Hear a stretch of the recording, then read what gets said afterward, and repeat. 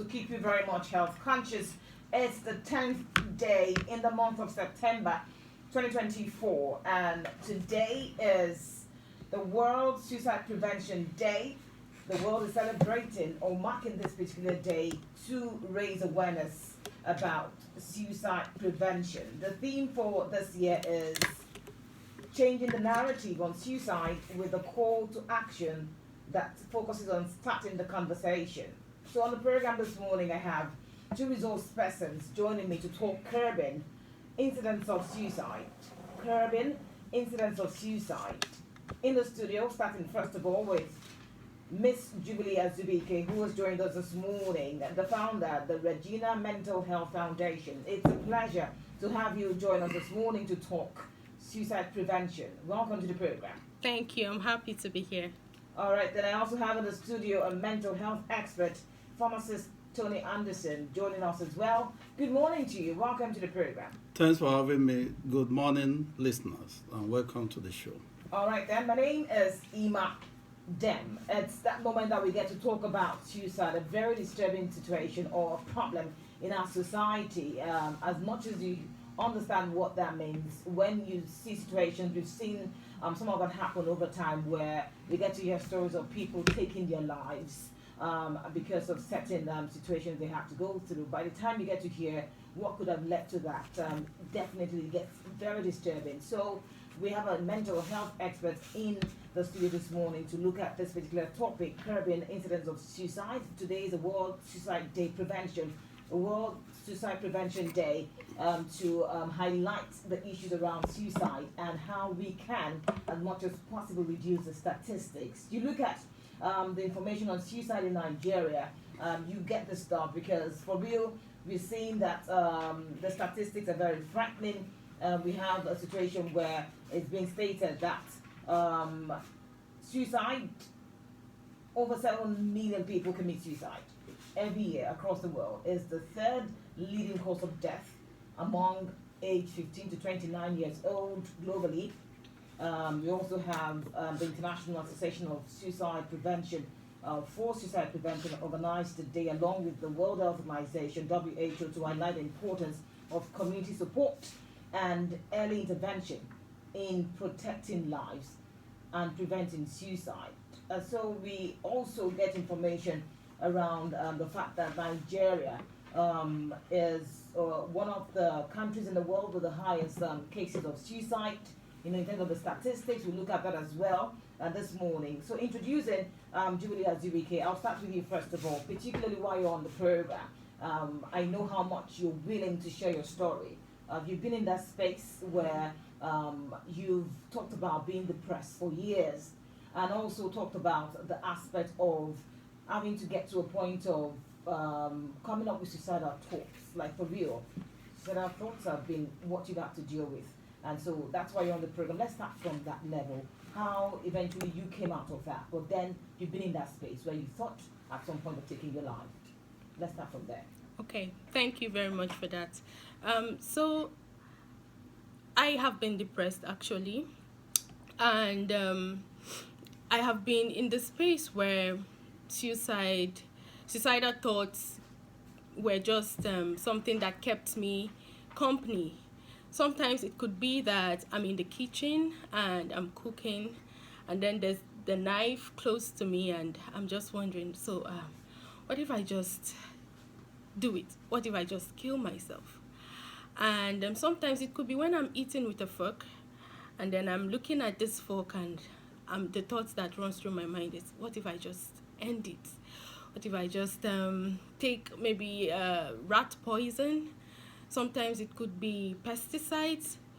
Those were the thoughts that run through my mind. And you may be asking, why didn't you go through it? I think God just has a way of staging these things, because almost immediately when those thoughts come to my mind, something happens that kind of takes my mind off of what I'm currently thinking. Is either somebody comes into the house, my mom is there, or I just begin to imagine that my mom is standing there. And for reasons like that and many more that I can't even remember now, I've never been able to pull through with that. And how did I find support? My story with mental health challenge and fighting suicidal thoughts have been one of, I'll just capitalize it on the grace of God, because I would say that so many times when I just want to end it all, it just happens that something comes up and I'm Okay, not before you able. get to the point of to do- how you found support, let's talk about what got you to that space Okay, of always wanting or thinking at some point. This is years back. You come out of the space. sure. That's why you have a foundation to also help persons who might be going through what you went through, out of it as well. So, what took you to the point where you have thoughts about killing yourself or ending it, several times? Okay. I would say that it's the mental health challenges that I faced. So I suffered depression, I suffered anxiety disorder for 10 years. So those were the things that led me to the suicidal thought. And those mental health challenges were as a result of losing my dad at a young age. Because of the kind of relationship that we had, I couldn't deal with the fact that he was no more. At what age did you lose I it? was 9 going to Okay. 10. I was going to be 10 that day. Yeah. Alright. Yeah, so how was I able to come out of it? My story is one of courage and largely the grace of God. I found help myself. Being a voracious reader, I consumed a lot of articles on mental health online, because at the time I found out, I wasn't courageous enough to talk to people about it, even family. I was ashamed of it. So I initially had thought that, okay, since I had mental health challenges, what it means is that I would be on the street, I'm going to be a mad person, I'm going to be eating dirt from, refuge bins and all of that. So I couldn't summon the courage to talk to people about it. And so I figured, okay, I'm going to find help myself. And by the time I've gone a little way far, then maybe I could talk to people about it. So that was how I found help, actually, self-help. It was, I think, 4 years into coming out of that. That was when I found courage to actually see a psychotherapist and, just talk to Get people therapy about, yeah, about exactly. that. Okay. Yeah. Our auto pharmacist, Tony Anderson, he's a mental health expert. Just listening to that, and particularly with regards to today, where the world is focusing on suicide prevention, trying as much as possible to reduce the statistics, the data we are seeing, of persons getting to the point of killing themselves. I'd like to come to you. There's something she said that will expect that you come from that perspective as we talk about this. She said, when you think about mental health challenges, you also think about the fact that people will think that, or what you should see next, as people on the streets, maybe on the streets, misbehaving, all that, to the point that people think of mental challenges as lunacy. I'll come to you. Let's start from there, and particularly what you think about today. Okay, thank you for the question. It's not mental health varies. It's the extreme one that leads to the madness, lunatics on the street. But according to the Federal Ministry of Health, about 30% of Nigerians have one form of mental health problem or the other. Then, particularly for people that have suicide or suicidal desire or thoughts, most times 90% of them are usually depressed. It's when they are depressed that all of that suicidal thoughts will be coming to their mind. And then most times when you look at suicidal desire, it arises through pains, particularly emotional or physical pains, particularly emotional pains. Those are one of the factors that must be there before one will start nursing suicidal desire. Then from the emotional pains, there will be hopelessness, when there is a high level of hopelessness. Now, it is said that if somebody is having emotional pains of whatever reason, like she was having due to a loss of her father, the suicidal desire will build up based on what she sees of the future. That's where the hopelessness comes in. If she sees a future that is brighter, or a future that she could cope, if she improves her coping mechanism and she's resilient and there is hope for the future, you find out that the emotional pains will reduce and the societal desires would as well reduce. But when people have emotional pains and there's high level of hopelessness, the societal desire increases. Apart from that, there's what we call connectedness. When people have hopelessness and there's no connectedness to their loved ones, friends, family, jobs, and all of that, when they feel lonely, there's a difference between being alone and feeling lonely. When you can be in the midst of people and you are lonely because you are not connecting well. Then after that, you could talk about that progressing into suicidal thoughts and tendencies. And that's why when you look at the statistics, according to the WHO, in every 100,000 deaths, 9.5% result from suicide, meaning that in every 100 deaths, at least one is as a result of suicide. And there's also another statistics that says that in every 40 seconds, one person commits suicide somewhere in the world.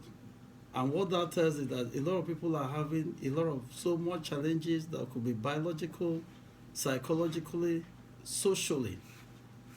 And in most parts, you find out that 90% of them could be depressed.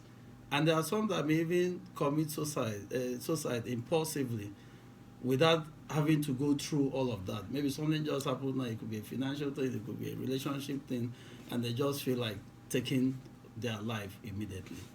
But most importantly, there's always a build-up. The progress may be faster. There's always one thing leading to the other, and all start with emotional pains. Because as humans, we try to avoid pains as much as we can, or we try to reduce them. But when those emotional pains overwhelms us in a state of hopelessness, connectedness, and then there are even other factors that triggers it. When people have access to some of these substances that could be used, either to pesticide, to firearms, and all of that, and people hear. And sometimes you find out that whenever there is an episode of suicide, whenever there is an incident of suicide, you see more arising because people now start feeling, this thing is easy, I could do it. That's why messages sent out with regard to suicide, we have to be very careful, particularly in social media, so that it doesn't trigger it rather than preventing it. Okay. And you find out that suicide in Nigeria is even underreported because of a lot of things. Reported, but because I look at the statistics and it says Nigeria has one of the highest suicide rates in Africa, and it's saying 9.50% out of 100,000 people. Yeah. But then we have situations where some people don't even talk about it because it's not something for families to be proud about, so they just maybe just keep quiet about. Yes, I'm trying to relate this based on what she said. She said she couldn't tell people. That's stigmatization and discrimination playing out because she felt she may be mocked when she tells people this is what I'm going through. And that is why we should start having an unshamed conversation about this thing whenever it comes. There shouldn't be any shame about it. All right, I'll go back to Mr. ZBK. You have a foundation now. I'd like to talk about maybe some of the persons you're seeing who are reaching out because they know that, this person has been there and you're helping other people come out from depression, helping other people move away from thinking that, the best thing to do is, end it. What's the need to keep living? What are the things you're seeing as you go ahead to reach out to more persons? Okay, fortunately, the people that we have been able to provide support to so far are those that... Okay. All right.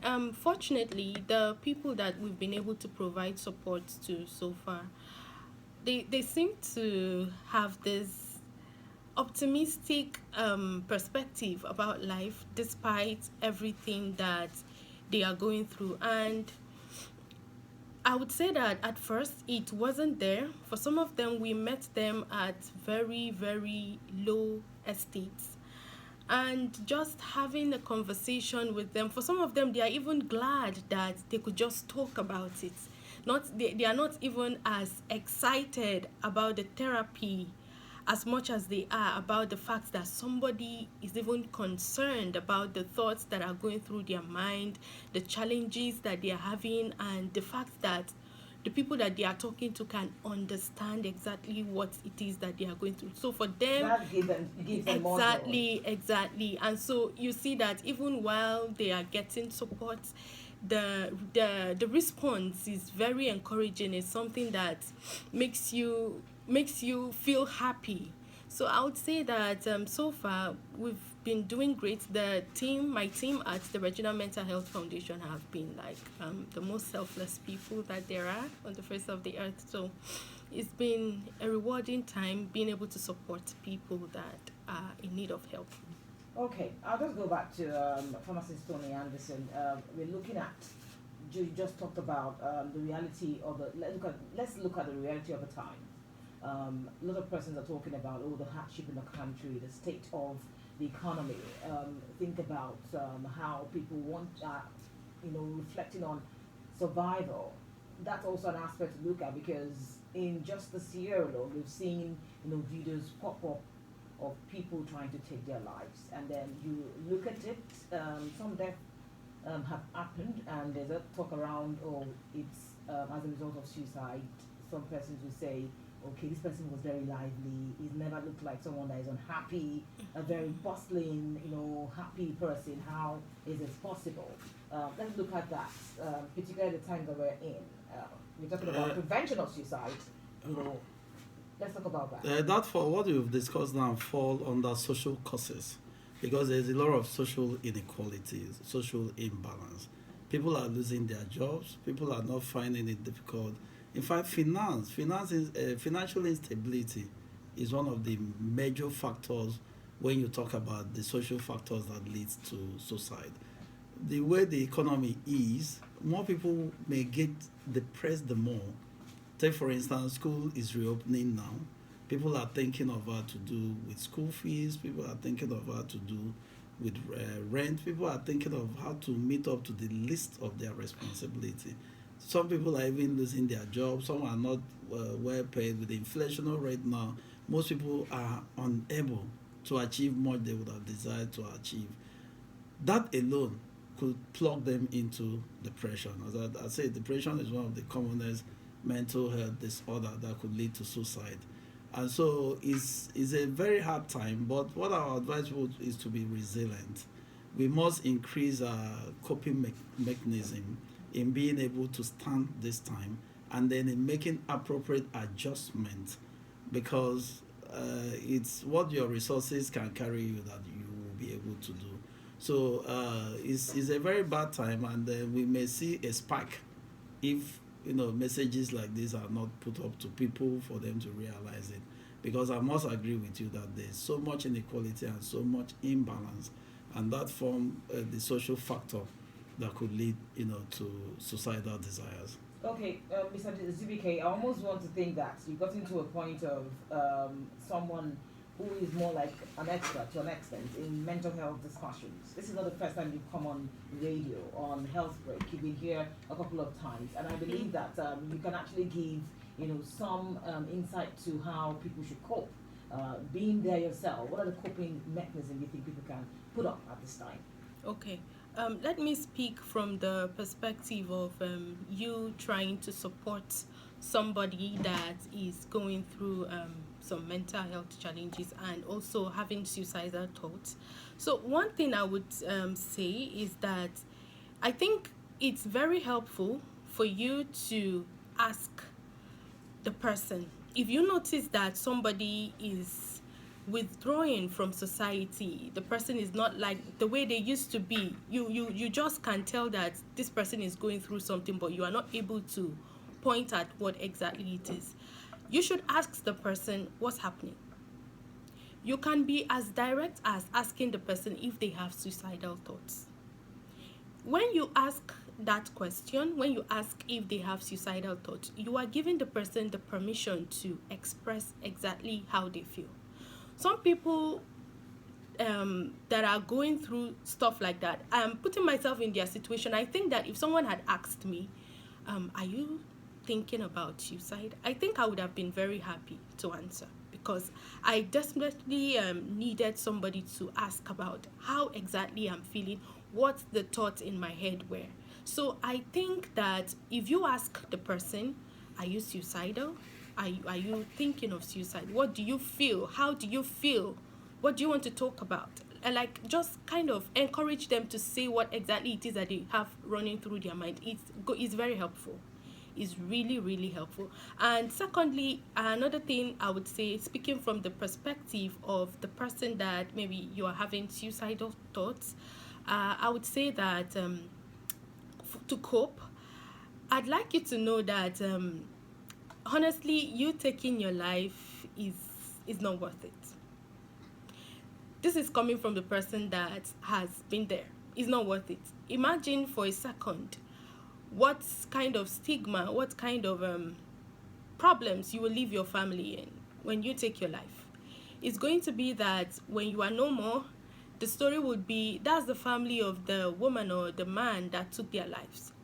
And for generations to come, it will be like your family would be stigmatized. They'll be discriminated. Nobody will want to do something with you. And that's not a good thing. Imagine that you have sisters and they are going about with that kind of shame, right? So it's not really helpful. It's not going to help for you to even consider taking your life. What will be helpful, on the other hand, is you talking about it.